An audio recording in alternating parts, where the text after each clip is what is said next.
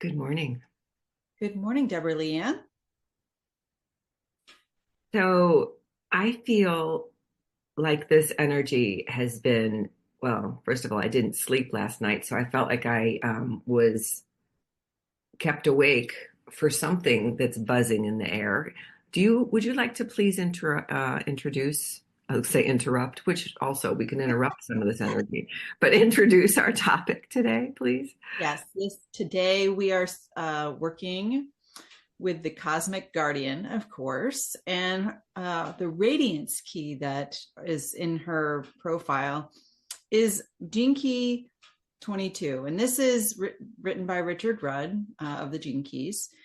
And the different states of consciousness are moving from dishonor to grace through graciousness. So from the shadow of dishonor to the acidic state of grace through the gift of graciousness. Love, love, love.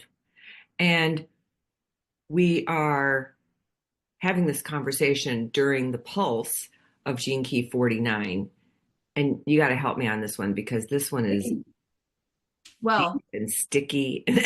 well, yeah, when we're because the shadow of Gene Key 49 is all about discord, Oh, but we get to the the gift through discord. We get to revolution, and through revolution, we get to the acidic state of rebirth. yeah. I knew it was revolution and rebirth, but it's funny how I would forget the discord part. Uh, Well, and I feel like that's the gritty that you're feeling. yeah, yeah, I can feel it. I just don't want to. Bleh. So, so I would like to start by saying, first of all, the radiance key is for all of us in our own gene key profiles. You know, we have our life's work and our evolution or our challenge of what we're here to work on. And then when we actually make breakthrough on that challenge, ta-da! It's like the sun rising in the morning or the eclipse ending and the brightness showing up. It's that, yes, the light is more radiant, but it also is because we are more whole, right? We are not hiding behind whatever the old programming is. And the cosmic guardian, you gotta love her because she doesn't have human form, this archetype or this light being that we're speaking about. However, we share in her energy. So, for us to actually tap into some of that juju, um, we get to play with our shadows because it is our pathway into uh, some of these amazing energies. So, Cosmic Guardian, I loved that when I was listening to the transmission on Gene Key 22 this morning, how he talks about grace and graciousness as being the cosmic kindness. I And know. I went, hi, hi. I just felt like she dropped in and she was like enjoying her, me making my coffee. And I was like, so I felt like she was right with. So there's times where I can feel that energy or that presence when I'm in when I open to it. But it's such a great reminder that we're all of these different dimensions all of the time. Yeah, So, definitely. Well, what's interesting to me too is both of these keys are in the solar plexus. So it's a mm, lot of emotion, people, that's why it feels so. and what's really interesting is as we're dealing with emotion, a lot of folks, and I think I've talked about this before. When because I kind of feel it all. I mean, there's a lot of people that feel it all, right?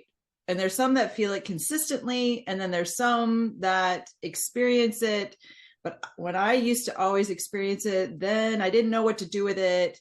And that's where the discord or um, I didn't have boundaries with people, and I just would spin it back to them. Like I didn't know what to do with this Yeah. emotion, right? Mm-hmm. And so what I love when I think about this grace is that we are moving from dishonor to that graciousness. It's only happens when we really start honoring ourselves. Yes. And it's the same with emotion in our relationships. And I Yeah. love how both of these keys tie a lot into how we can see how we're operating probably best in our relationships. And then it all comes back to the self, like taking care of this so that we can change the way our voice is showing up, change the way our actions are showing up in relationships. So Yeah. it's all about our accountability to ourselves. Mm-hmm. And it's really about accepting, not accepting the situation, but accepting where we are. And the situation, accepting that geez, this is uncomfortable, but do I need to take that discomfort and like throw it up all over on everybody else? Which is what we most of the time do, especially with our loved ones, which is so funny. We're so kind to strangers because we're typically not sharing some horrible, well, we might if we're walking down the street and talking about current events or something, but in typical things, um, we have a distance, an emotional safety distance about this is my boundary and this is where you are. And we don't have as much overlap in our close, intimate relationships. We're so intertwined that we can feel when something's going on with the other before they even say a word. Right. So this is where our energy, I was just thinking of something when you were speaking too about as energy practitioners, one of the things that we have to learn is how to and where to create our boundaries. Like how much, if we're serving another or in an energy session with someone, how do we stay firm and grounded in ourselves so that we are totally in service to them? And their stuff can come through. And how do you say it? You say like it comes through and it kind of goes out through my feet. Like This, it doesn't stick. right. You're a screen, not a sponge. Excellent. Thank you. So when we're, and I remember too, when early in the days of the empathic things coming online, all of those senses, how you'd be walking down the street and going, wah, ah, feeling everything. And you're like, ah. So how do we go, okay, I'm good, they're good, and I don't need to and I can observe them, love them where they are. That was one of the entanglement things that I thought was fabulous in the graciousness one about I don't have to jump in and hang out in your. Yeah. And that to me, that actually relates to that key of codependence. Mm, It was like, you are playing that dance, like, oh, if you're having a bad day, I guess I'm going to be having a bad day. And this key, or this energy that we can embody is the equanimity, is the ability to be fully in ourselves and I without love being that word. swayed around by external things. And as Richard had said in his talk about it was the example of, well, we just become a victim of everything, like what's the weather, or it's the politics, or oh, I'm feeling this way because of this. And it's like, okay, you can feel that way, but don't be a victim to it. Don't let it take your power away. I mean, because Yeah. you are And you are it doesn't mean you have to change it. This Yeah. is for me, I think for so long, we were taught, okay, well then change the channel. Don't listen to that voice. And now we're in this, I think what makes it so difficult is we can't change the channel to anything else. This is a learning process, which is why I think everything keeps coming at us faster and more furious. And he said something about uncertainty, about how we get into a victim uh, state around uncertainty, Right. which isn't going to go away. So, how do we learn to be with, oh, this is okay, this is me just feeling uncertain and it doesn't feel so good. Okay. And what else is going on at the same time? Because typically that is not the only experience. But we, as emotional beings, tend to focus on that area of discomfort versus what do they say to people having a panic attack, an anxiety attack? They say, use all your five senses. Look around the room. How many colors can you see? What do you feel on your skin? What do you hear? So that you're stepping away from that story that is running like a loop in your system, in your nervous system. And I feel like Danielle Laporte says that in her planning right now about one of our key focuses this year is managing our nervous system. Right. And I feel like the Gene Keys remind me of that over and over and over. Yeah, it is. It's about honoring because when this is all hijacked, our physical body, how can we be clear channels? It's being somatically aware of what's happening in our system, emotionally, physically, so that we can take care of it. And this is the honoring. It's funny. Graciousness. Yeah, I love, and the perfect time for me to tap into the graciousness space is in the shower. And first of all, I think the water, because of the divine feminine quality of this gene key, which I loved his whole explanation around that. But there's something about being in that warm shower that feels nurturing, mothering, like I'm being hugged and held. But the other thing is I actually and I think this is another thing I've been really playing with, is turning to gratitude in every moment when I'm feeling, I don't know what else to do. I go, okay, what can I be grateful for right now?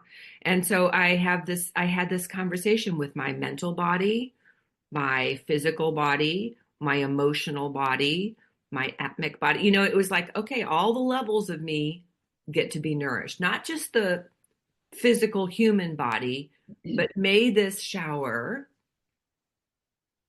grace upon me in all of my dimensions. And it was such a cleansing experience.